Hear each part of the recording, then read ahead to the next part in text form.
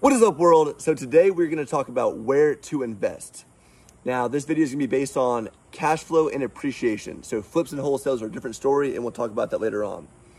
But for cash flow and appreciation, you want to invest where you know. I know you've probably heard this a million times. I did when I first started investing, but it is so true. The reason why I do this is because it eliminates so much time and effort trying to figure out comps, appraisals, ARV for properties. So for me, if you give me a property or an address within a 50-mile radius of where I like to invest, I can tell you exactly what the comp is, exactly what the ARV is, and exactly what it'll appraise for. And this is super important for long-term investments whenever you go to refinance and take that money out, if you're doing the BRRRR method, or just refinancing in general. But this leads us to our second point, and the most important point, which is to follow developments. So I learned this from Grant Cardone, and he says to follow where the bigger companies are going. So Starbucks, Publix, Kroger, a brand new school, a new neighborhood. Where are these people investing?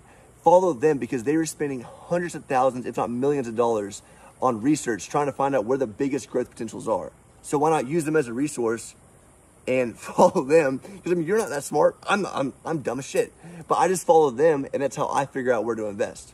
So find where you know, find a city that you know, and then find the developments, and then try to purchase closer to those developments. I call them pocket neighborhoods or pocket squares. So this goes to our two quick tips, which the first quick tip is, you know those little yellow signs that say notice or rezoning? You've probably seen them but haven't really known what they meant. But so if you see those, it's usually because someone's selling Grandpappy's land, trying to make a couple $100,000, but they're selling it to a developer so that they can rezone it to commercial or whatever they need to develop that land. So this is extremely important because you can get in before the development's even made. Which brings us to tip number 2, which is the city hall, your best friend.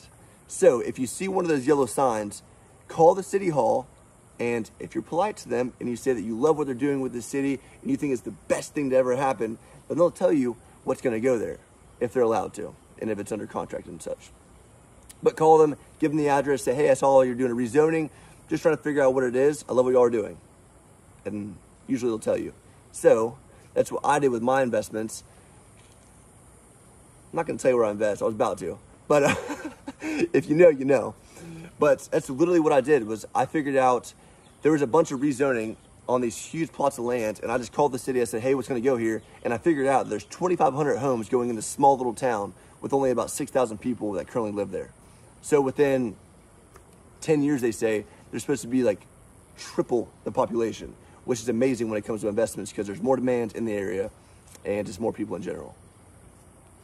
Those are the tips of the day on where to invest, and we'll dive deeper later on.